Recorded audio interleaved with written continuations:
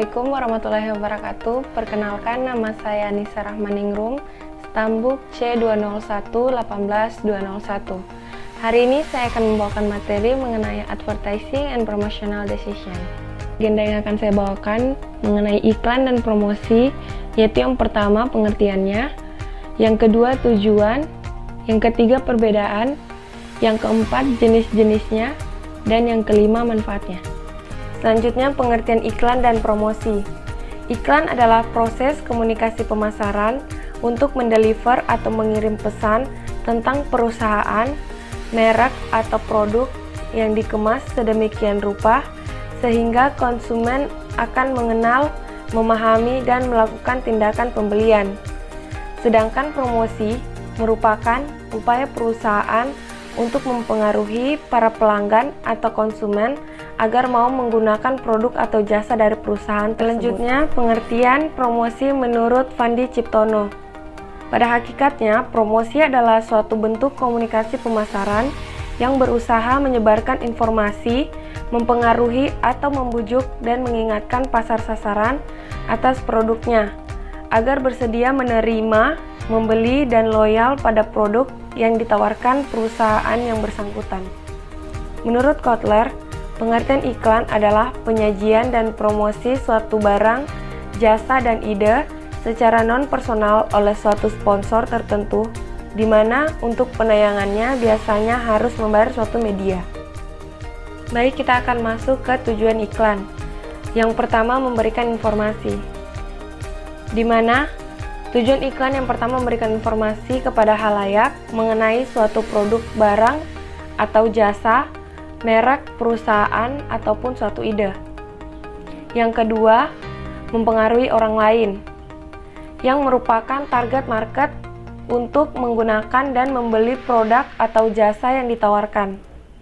Yang ketiga, memberi nilai tambah, di mana tujuan iklan dalam hal ini memberikan nilai tambah untuk perusahaan tersendiri. Selanjutnya, tujuan promosi. Yang pertama, memberikan informasi. Promosi dapat memberikan informasi baik tentang barangnya, harganya, maupun informasi lain yang memiliki kegunaan kepada konsumen. Yang kedua, membujuk dan mempengaruhi dengan mengatakan bahwa suatu produk ialah lebih baik dari produk yang lainnya. Yang ketiga, menciptakan kesan atau image. Promosi dapat memberikan kesan tersendiri bagi calon konsumen sehingga pemasaran harus menciptakan promosi sebaik-baiknya. Yang keempat, promosi merupakan suatu alat mencapai tujuan. Untuk mencapai pertukaran yang menguntungkan melalui komunikasi sehingga keinginan mereka dapat terpenuhi. Selanjutnya kita masuk ke perbedaan iklan dan promosi. Yang pertama, iklan memiliki tujuan jangka panjang, sedangkan promosi memiliki tujuan jangka pendek. Yang kedua, iklan mencakup wilayah yang lebih luas serta membangun brand, sedangkan promosi difokuskan pada peningkatan penjualan jangka pendek.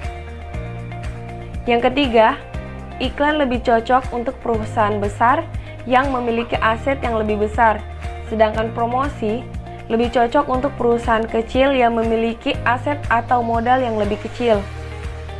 Yang keempat, iklan memakan strategi biaya lebih tinggi, sedangkan promosi memakan biaya yang relatif lebih rendah. Selanjutnya ada pun jenis iklan melalui medianya.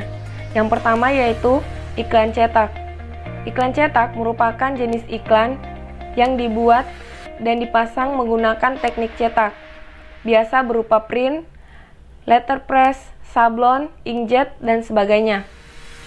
Yang kedua, iklan internet. Iklan internet adalah jenis iklan yang disampaikan melalui media internet. Yang ketiga, iklan luar ruangan.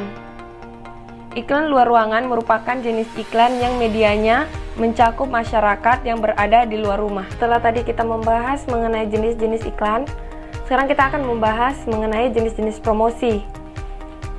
Yang pertama, promosi secara fisik. Promosi dapat diadakan di lingkungan fisik yang biasanya dilakukan pada acara-acara tertentu atau event-event khusus yang diadakan di suatu tempat seperti pameran, bazar, festival, maupun konser.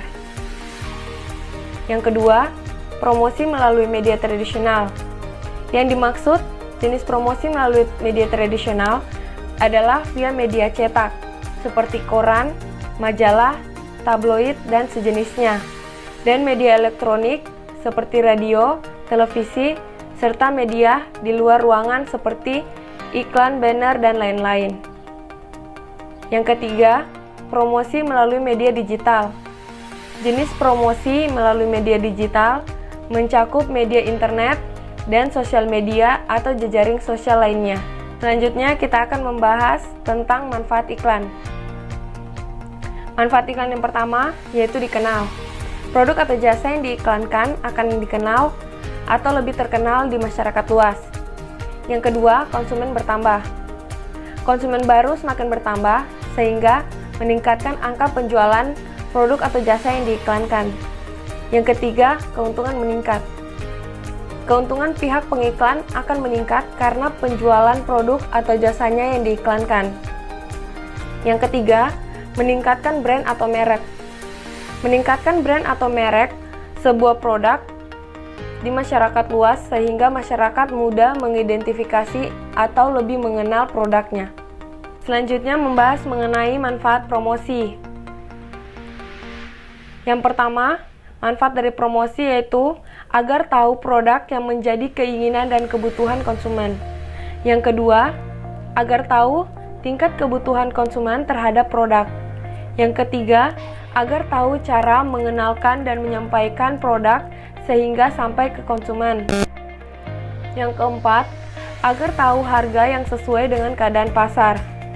Yang kelima, agar tahu strategi promosi yang tepat terhadap calon konsumen.